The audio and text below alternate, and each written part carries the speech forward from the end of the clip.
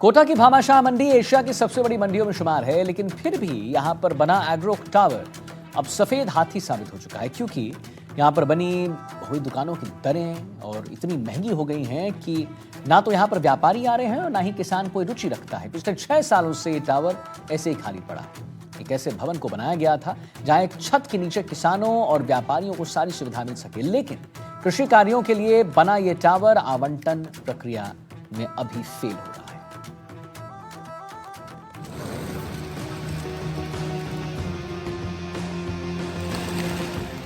कोटा की भामाशाह कृषि उपज मंडी में गेट नंबर 2 के पास करोड़ों की लागत से बना एग्रो ट्रेड टावर अपने ही उद्देश्य पर सवाल खड़े कर रहा है। आधुनिक सुविधाओं से लैस ये बहुमंजिला टावर पिछले 6 साल से ज्यादा समय से खाली पड़ा है। वजह है दरों का अधिक होना। व्यापारियों और किसानों ने ऊंची कीमतों के चलते यहाँ दुकानें लेने में रुचि नहीं दिखाई और अब ये इमारत सफेद हाथी बनती जा रही है।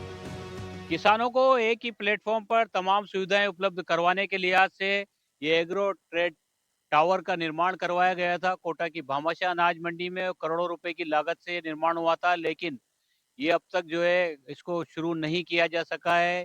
ये सफेद हाथी बन गया है, क्योंकि ना तो यहाँ पर अब तक दुकानें आवंटित की गई है, ना ही जिस उद्देश्य के साथ ये शुरू किया गया था वो उद्देश्य पूरा हो रहा है। ऐसे में अब जो बिल्डिंग है वो लगातार जो है जर्जर होती जा रही है, क्योंकि इसकी मरम्मत भी ठीक से नहीं हो पा रही है। पीछे का जो इलाका है इस बिल्डिंग का, उसमें जो है शीशे भी जो है उसके टूटे हुए हैं। असामाजिक तत्वों का जमावड़ा भी यहाँ पर देखने को मिल रहा है। कुल मिलाकर ये बिल्डिंग जो है सफेद हाथी बन गई है।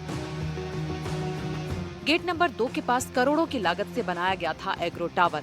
एक ही छत के नीचे सभी सुविधाएं किसानों को मिले, इसलिए किया गया था निर्माण। भवन में ना तो व्यापारी पहुंचे और ना ही किसान। पिछले 6 सालों से टावर खाली पड़ा है। 113 कार्यालय बने, एक भी पूरी तरह आवंटित नहीं किया गया। एग्रो ट्रेड टावर में कुल 113 कार्यालय बनाए गए। 113 में 92 ट्रेड कार्यालय, 21 कमर्शियल बूथ, कैंटीन, सरस पार्लर और अन्य दुकानें शामिल हैं। निर्माण के बाद मंडी प्रशासन ने आवंटन की प्रक्रिया शुरू भी की थी, लेकिन तय की गई दरें व्यापारियों को रास नहीं आई। परिणाम स्वरूप आवंटन की प्रक्रिया ठप हो गई है।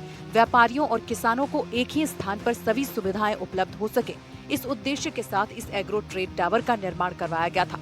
लेकिन निर्माण के बाद से न तो व्यापारी यहाँ पहुँचे और न ही धरतीपुत्र किसान, जिन्होंने सरकार की योजना से उम्मीदें पाल रखी थी। क्या इस बिल्डिंग के पीछे उद्देश्य था और आप लोगों को कितनी उम्मीदें थी ये शुरू होती तो आप लोगों को कितना फायदा होता? सर 2016 में माननीय स्पीकर महोदय ओम जी बिरला साहब के द्वारा इसका उद्घाटन वो किया गया था, शिलान्यास। उसके बाद में ये दुकानें कुछ नीलामी हुई, ओपन ऑक्शन नीलामी रखी गई थी मंडी समिति के द्वारा। उस टाइम इसकी रेटें ज़्यादा थी, कोई 30 लाख, कोई 32 लाख, कोई 40 लाख। तो नीलामी ऑक्शन होने के बाद में प्रॉपर इसको ले नहीं पाए, क्योंकि दुकानदार का उद्देश्य ये था कि इसमें हमें गोदाम की सुविधा नहीं है। नीचे वाले तो अपने चला लेंगे, ऊपर वाले खाली ऑफिस वर्क के लिए इतना महंगा लेना उन्होंने उचित नहीं समझा। तो इसलिए इसमें प्रॉपर लोगों का ध्यान बढ़ा नहीं। इसमें अभी 91 दुकानें करीबन है। मंडी प्रशासन के दुकानों की ऊंची दरों को कम करने के लिए कई बार प्रस्ताव बनाकर भेजे गए हैं, लेकिन अब तक संबंधित स्तर से स्वीकृति नहीं मिली है। प्रशासन का कहना है कि जैसे ही दरों के संशोधन को मंजूरी मिलेगी, आवंटन प्रक्रिया दोबारा शुरू की जाएगी। इमारत बन गई और काम में नहीं आ रही है तो नुकसान भी हो रहा है इससे। नुकसान है ही राज्य सरकार को। आज इसका फंड आया तो राज्य सरकार को इसका बेनिफिट मिलेगा और किसानों को भी नुकसान है। आज इनको अगर मान लो दुकानें दी जाती है खाद बीज के लिए तो इनको बाहर जाने की जरूरत नहीं पड़ेगी, ये यहाँ के यहाँ भी ले सकते हैं। व्यापारी की यूज के लिए तो ये है नहीं, क्योंकि ये बैठक के काम की है। ये तो इसमें तो दलाल वगैरह ही बैठ सकते हैं, आड़त का काम इसमें पॉसिबल है नहीं। इसी वजह से व्यापारी इसमें इंटरेस्टेड नहीं है। किसानों को भी जो है उम्मीद थी कि अच्छे से ये डेवलप होगी जगह, क्योंकि बना तैयार अच्छे से किया गया है। हाँ, किसानों को बहुत उम्मीद है इनसे, तो ये किसानों की काम तो आएगी से अगर इसको चालू करेंगे, अलॉटमेंट करेंगे इसमें तो।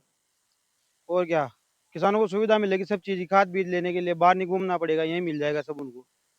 और सब बढ़िया है किसानों के लिए तो। और बनाए भी उनके लिए ये बिल्डिंग, उनको सुविधा रहेगी यहाँ पे। इतना पैसा भी लगाया, इतना खर्च किया है इस पे, ये बंद पड़ी है ऐसे, करोड़ों करोड़ रुपए ऐसे पड़ा है। तो सरकार को फायदा, ऐसे अलॉटमेंट कर देंगे इसको, इसके नीलामी के पैसे भी उनके काम आएंगे। और क्या। कोटा की भामाशाह कृषि उपज मंडी एशिया की सबसे बड़ी अनाज मंडियों में गिनी जाती है। हाड़ौती ही नहीं बल्कि अन्य राज्यों से भी किसान यहाँ अपनी उपज बेचने पहुँचते हैं। ऐसे में व्यापारिक गतिविधियों के आधुनिक ढांचे में लाने और व्यवस्थित कार्यालय उपलब्ध करवाने के उद्देश्य से ये टावर बनवाया गया था। लेकिन सवाल है कि जब मंडी में रोजाना करोड़ों का व्यापार होता है तो फिर आधुनिक एग्रो टावर में सन्नाटा क्यों है? इसको बने हुए करीब लगभग 10 वर्ष हो चुके हैं। बीच में भी इसके काउंटर विज्ञप्ति जारी की गई थी और कुछ नियमों में शिथिलता के अभाव में ये नहीं हो पाया। फिर बाद में राज्य सरकार ने नियमों में थोड़ी शिथिलता बरतते हुए इसकी दरें दोबारा अप्रूव हुई, तो शीघ्र ही इसकी काउंटर विज्ञप्ति जारी करके इसका आवंटन किया जाएगा। सर क्या रहेगा इसमें किसानों को? हाँ, इसमें किसानों का भी रहेगा। इसमें कृषि यंत्र, खाद, बीज, डॉक्टर, वकील जो भी अपना इसमें ऑफिस रखना चाहेंगे उन सबको ऑफिस इसमें मिलेगा और अपना काम यहाँ कर सकते हैं। विशेषज्ञों का मानना है कि यदि दरें व्यवहारिक रखी जाती तो ये टावर मंडी की व्यापारिक गतिविधियों का नया केंद्र बन सकता था। फिलहाल करोड़ों रुपए की लागत से बनी ये भव्य इमारत अपने उद्देश्य की पूर्ति का इंतजार कर रही है। अब निगाहें इस बात पर टिकी हैं कि दरों में संशोधन की फाइल कब आगे बढ़ेगी और कब ये एग्रो ट्रेड टावर सही मायनों में व्यापार का हब बन पाएगा। कोटा से संवाददाता शाकिर अली की रिपोर्ट।